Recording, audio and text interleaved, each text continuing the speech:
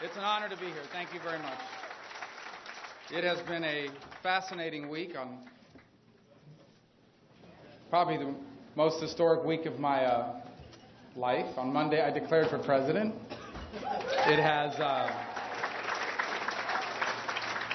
and it has been a fun journey. And I wrote some notes down because I wanted to remember everything that's happened. Let's see. I was asked whether 43 was old enough to be president. I said I wasn't sure, but I'm pretty sure 44 is. I've worn more wires than an FBI informant in terms of microphones. Scott Brown tonight let me know that Hillary Clinton's going to raise $2.5 billion, which that's a lot of Chipotle, my friends.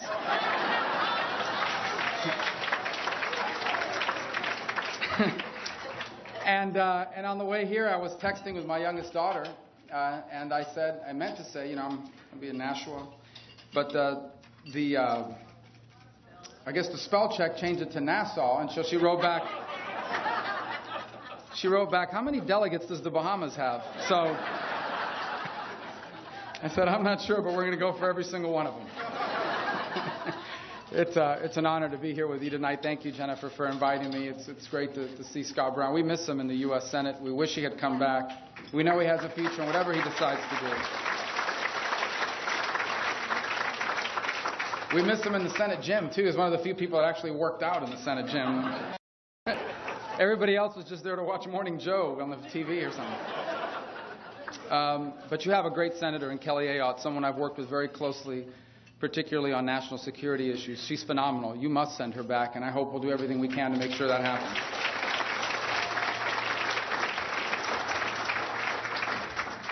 So, running for president is a decision that one makes after a lot of thought, prayer, consideration. And I spent the time thinking about it. And what I concluded from all of it is one very important thing. And I want to share that with you tonight, and I want to tell you why I believe it. I believe with all my heart that we are on the verge of another American century. I believe with all my heart that America's greatest days are right around the corner. And more than anything else, that's the reason that propelled me to run, because I believe that if we do certain things, our children will be the freest and most prosperous Americans that have ever lived. That's important. It's important to remember who we are as a nation and as a people. About 200 years ago, at the turn of the 19th century, America was still largely an undeveloped country. The rest of the world was industrializing, particularly in Europe and Great Britain. America was still an underdeveloped country that was trying to find its bearings. And then a generation of American leadership decided that in that moment of great economic transition, they were going to embrace it. They were going to embrace industrialization. They were going to embrace the Industrial Revolution. And it was disruptive. It moved millions of peoples from rural areas to cities. It destroyed certain jobs and replaced them with new ones. But out of that disruptive period and out of that transition emerged the greatest nation in all of human history. By the turn of the 20th century, America was the largest industrial power on the planet. By the turn of the 20th century, America had the most robust economy that man had ever known. And I want you to think about for a moment, what if they had never made that decision? What if that generation of Americans had not embraced the opportunities of that time and confronted the challenges of that moment? What would the 20th century have looked like? How would World War II have ended? Not well. If there would have even been a Cold War, how would that have ended? Not well. And personally, I wonder, what would my life have been like? Because, you see, there would not have been a place like America for my parents to go to. I've told the story many times because, to me, it's what reminds me every single day of how unique this nation is. Throughout all of human history, almost everyone that has ever lived has lived in a society that told them you can only go as far as your parents went before you. Whatever your family did, that's the only thing you're allowed to do. But what has made us special is that here that has not been the case. My parents understood it. They were both born into poor families. My father lost his mother when he was 9 years old.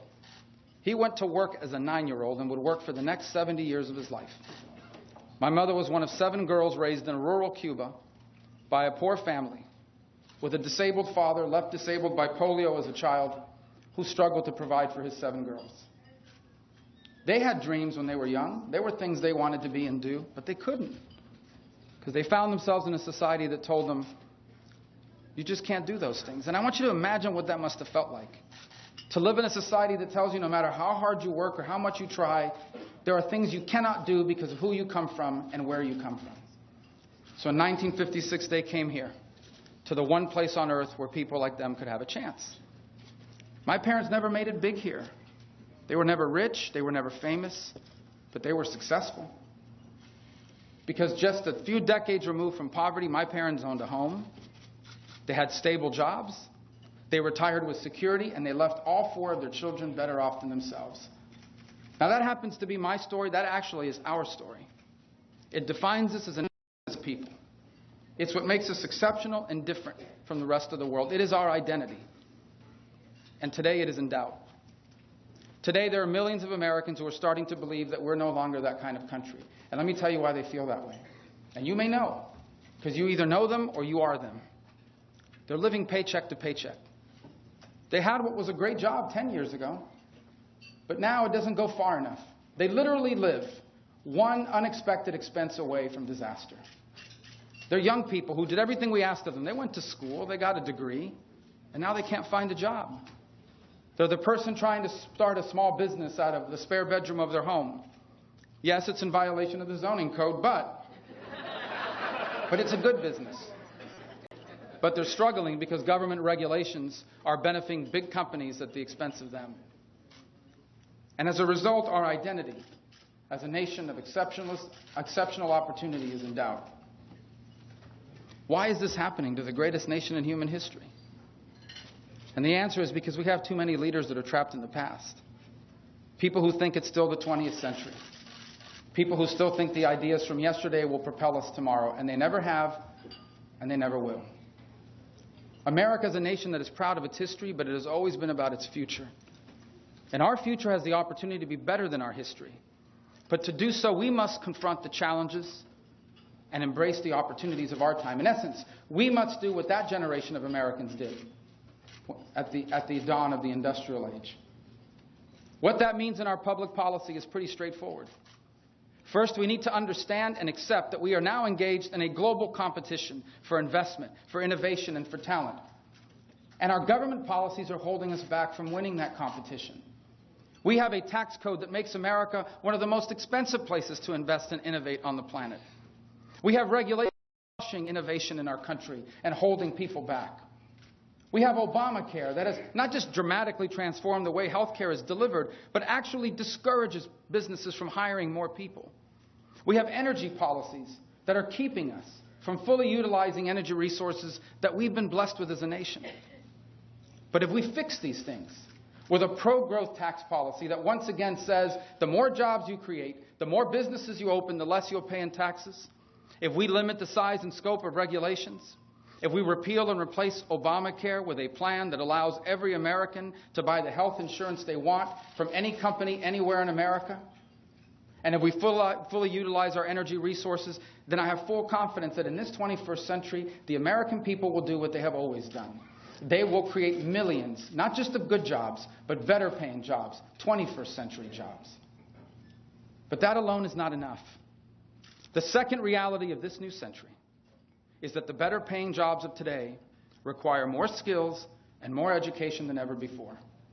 And we have a higher education system that is doing a phenomenal job of preparing our people to compete in the 20th century, but not to compete and win in the 21st.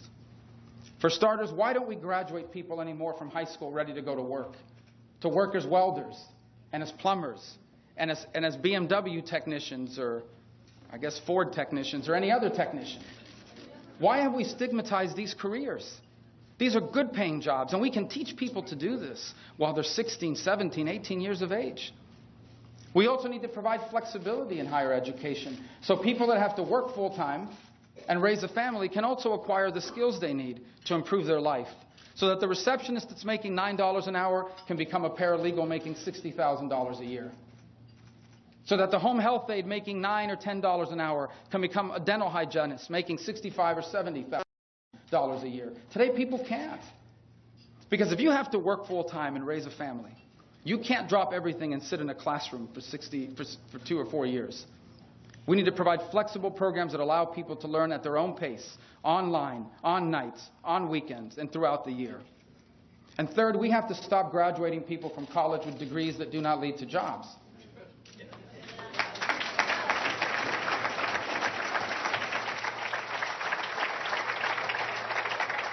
We can't afford to do this anymore. There are young people in America borrowing thousands of dollars in student loans for degrees that do not lead to jobs. And I proposed a pretty simple, straightforward idea. It's actually bipartisan. And here's what it says. Before you take out a student loan, your school has to tell you how much you can expect to make when you graduate from that school with that degree. So you can decide. So you can decide whether that basket weaving degree that you are seeking. I used to always cite some major Greek philosophy. Some people would get offended. So whatever it may be. Greek philosophy is good, by the way, just for those of you that are fans. So that people stop borrowing money for degrees that do not lead to jobs. And the third thing we have to do is we have to accept that we truly live in a global age. We are 4 to 5% of the world's population, you and I, we Americans. We need there to be millions of people on this planet that can afford to buy what we sell, what we make, and the services that we offer. But you cannot have global prosperity without American leadership, because you can't have stability without American leadership. There is no replacement for America on the global stage. The United Nations can't do it. God forbid, China won't do it. Russia can't do it. There's only one nation in the world capable of rallying the freedom-loving people of the planet to confront evil. And the lessons of history are that evil is either confronted and defeated, or it grows and it spreads. Look around the world today. It is in chaos in every region of this planet. From Asia, where China today literally is building islands to stake out its illegitimate claims in the South China Sea, to Latin America, with the spread of anti-Americanism and the erosion of democracy, in Europe, where Vladimir Putin is trying to rewrite the end of the Cold War, to the Middle East, where after 3,800 years of instability, it's now more unstable than ever, with the spread of radical jihadist groups, and Iran moving full steam ahead in its regional hegemonic intentions. America can't solve all these problems on its own, but none of these problems can be solved without America. And we have a president that's eviscerated our military capabilities and withdrawn America from the world because he believes we are the cause of these problems, not the solution to these problems.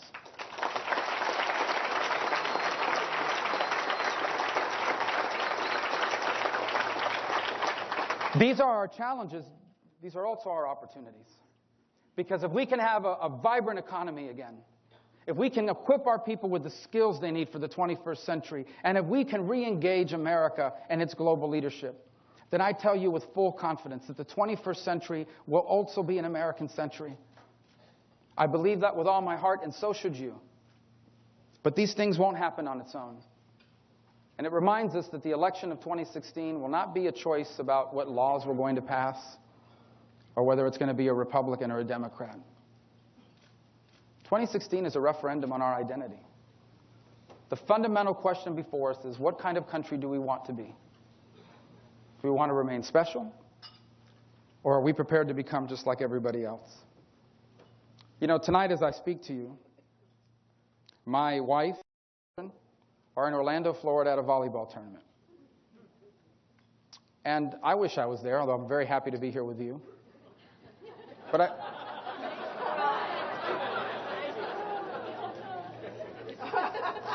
I make that point to you because when you make the decision to run for president, you realize you're going to be away from home. There are days that you're not going to be there. And there are volleyball tournaments that you're going to miss. What allowed me to finally make the decision to run is that I understood that this election is as much about them as it is about anybody else. For their generation, my children's generation is the most important generation in American history. Because they will either be the freest and most prosperous Americans that have ever lived, or the first to inherit a diminished country from their parents. And it reminds me of all my parents did for me. And it should remind you of all your parents and grandparents did for you. The Americans that were here before us, they did what had to be done in their time. They faced the challenges, they embraced the opportunities of their new era, and because of it, each and every one of us inherited the single greatest nation in all of human history. They did so as a nation, and they did so as people. My father worked events just like this for decades and into his 70s. He stood behind a bar just like the one at the back of this room. On nights when he was tired, when he didn't want to work, he stood behind that bar. Because the purpose of my parents' life was to give us all the chances they never had. To open all the doors for us that were not open for them. That all the dreams they once had for themselves would come true for me and for my siblings. That's not just my story, that's our story. This is who we are. And this is who we must still be.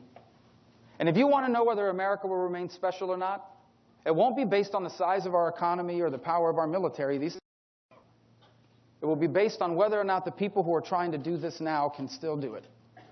The people who tonight or tomorrow morning will clean your rooms in this hotel, and the ones who served us your food today.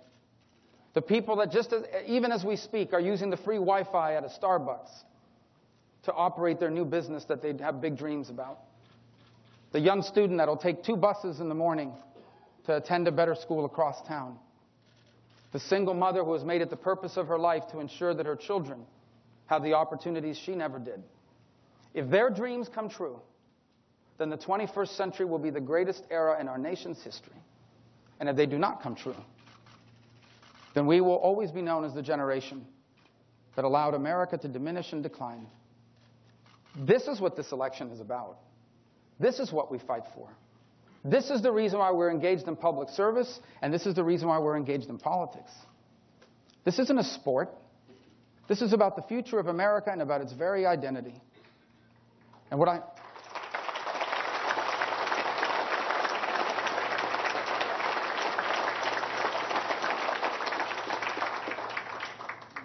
But I believe this 21st century will also be an American century, and so should you. For at the end of the day, there isn't a nation on this earth that I would trade places with. There's no other country I look at today and I say to myself, I would rather be them than us. The 21st century can be an American century if we want it to be. Now it is up to you and I to go out and to seize it, to be the party of the future, to show those who are trying to improve their lives that we are the party with the ideas and the plan to get us there. And if we do these things, then we will be able to leave for our children what Americans always leave for their children, the single greatest nation in the history of all mankind. Thank you for having me. I look forward to answering your questions.